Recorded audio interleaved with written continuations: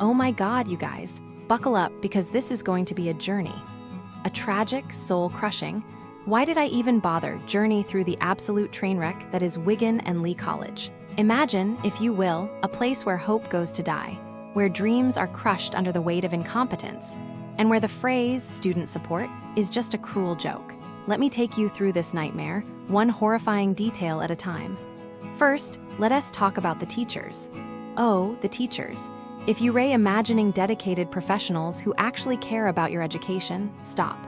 These people change more often than the weather. One week, you've got a tutor who might remember your name, the next week poof.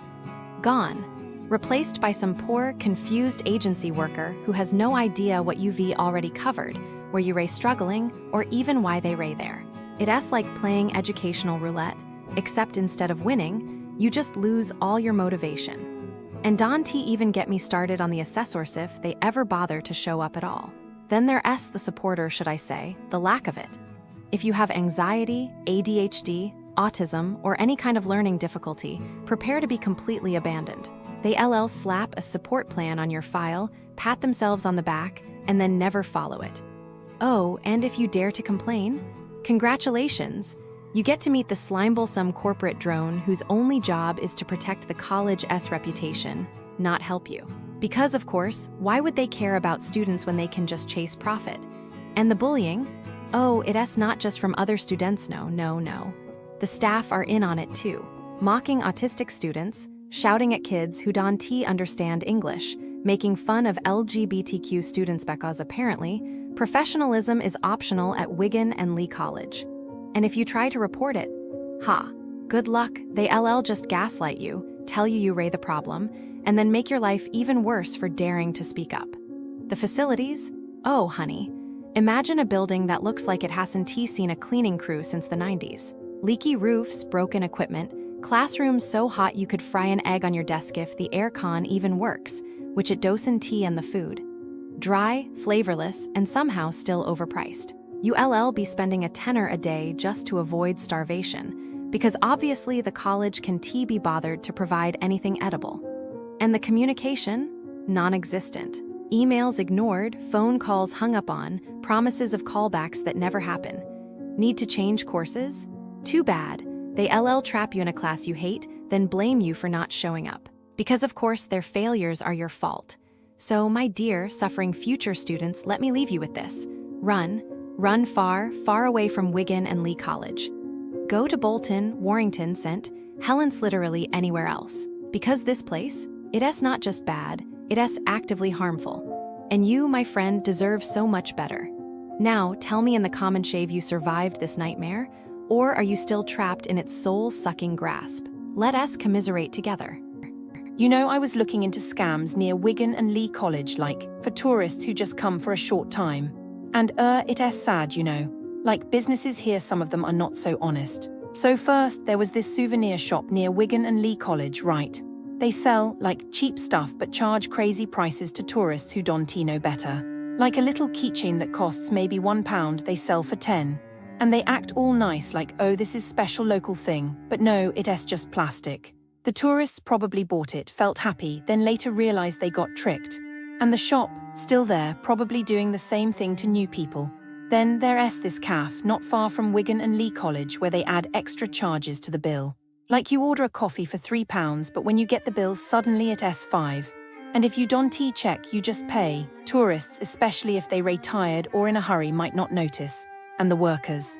They act like it was a mistake, but it happens too much to be a mistake. The tourists probably just paid and left, feeling a little cheated but too polite to argue. Oh, and this one is really bad, there was a taxi scam. Not a store, but still, you know. Taxis waiting near Wigan and Leigh College, and they tell tourists the meter is broken, then charge like £20 for a 5-minute ride. The tourists, they don't know the real price, so they pay. And the drivers, they just keep doing it because no one stops them. It's just sad, you know. Like, why trick people who just want to enjoy their trip? I hope the tourists who got scammed didn't let it ruin their time, but still it's wrong. I am going to talk about how the businesses near Wigan and Leigh College usually feel like a series of letdowns that leave a sour taste in the mouth. First, the overall picture. Most places around the college seem to share a common recipe of high prices, slow service, and a lack of care for the visitor. Whether you are stepping into a shop, ordering a meal, or trying to enjoy a night out, the experience often turns into a trial of patience. The atmosphere can feel gloomy, the staff appear disengaged, and the facilities are frequently described as dirty or broken. This pattern repeats itself across different types of establishments, creating an impression that the whole neighborhood struggles with quality and hospitality. Shopping centers near the college tend to feel rundown and overcharged. The Grand Arcade Shopping Center is a perfect illustration. The building once promised excitement but now appears half empty, with many stores closed and only a few low-cost chains remaining. Visitors mention that the parking costs more than a cup of coffee and that the escalators are often out of order.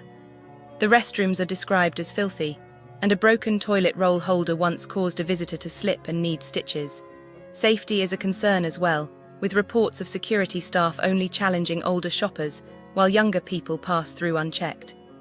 Leaking roofs have even soaked shoppers and their new clothes, and management showed no willingness to help.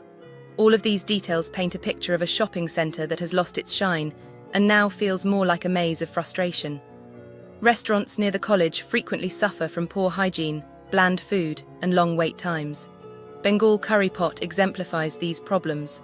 Customers describe the restroom as unclean and the kitchen as serving dishes that taste like plain rice with no seasoning. The food is often served cold after a long wait, and on one occasion a half of a tooth was found in a child's chips. Prices are seen as high for the quality received, and the service moves at a snail's pace, making a simple takeaway feel like a chore. The overall sense is that the restaurant promises spicy, flavorful meals, but delivers bland, oily plates that leave diners disappointed. Nightlife and bar venues near the college also share a pattern of rude staff, high charges, and cramped spaces. Copper Vines tries to offer a cozy atmosphere, but falls short because the service is described as slow, rude, and sometimes even threatening. Guests have reported drinks being spilled on them with no compensation, long waits for breakfast that exceed an hour, and a policy that charges extra for a guest who cannot attend. The staff are split between a few friendly younger workers and older members who are perceived as arrogant. The venue can feel unwelcoming, and the layout forces people to sit outside or upstairs, even when the weather is poor. The Edge Wigan, a larger conference and event space, shows similar cracks. While the building itself looks nice, visitors complain about double-booked seats that leave grieving families without a place to sit, and about staff who argue rather than help. Food and drink prices are steep, and the limited number of toilets and refreshment points creates long queues.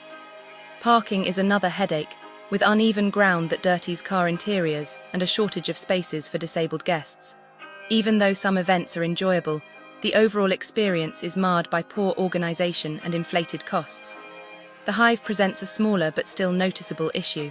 It markets itself as dog-friendly, yet only lap dogs are allowed and owners are told bluntly that dogs must stay on the floor.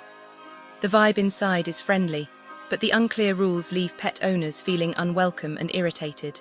Finally, Vibe Wigan, a venue that aims for a lively night out, often disappoints with its lack of preparation and chaotic atmosphere. A Christmas breakfast with Santa turned into a rushed, under-decorated room where children had to serve themselves hot water from a large tank. The food arrived cold, the staff were overwhelmed, and the event felt more like a hurried school assembly than a festive celebration. Even the regular club nights are remembered for loud music, uncomfortable lighting, and bathrooms that make visitors cringe. What if the owners simply do not hear the complaints? What if the staff are unaware of the impact their behavior has on a visitor who just wants a pleasant evening? The pattern suggests that many businesses are operating on autopilot, missing the chance to fix small but important details that could turn a poor visit into a pleasant memory. For travelers planning a stay near Wigan and Leigh College, it is wise to manage expectations. Expect higher prices, be prepared for possible delays, and consider alternative options if you value cleanliness and attentive service. Looking for a well-maintained shopping centre, you may want to travel a little farther.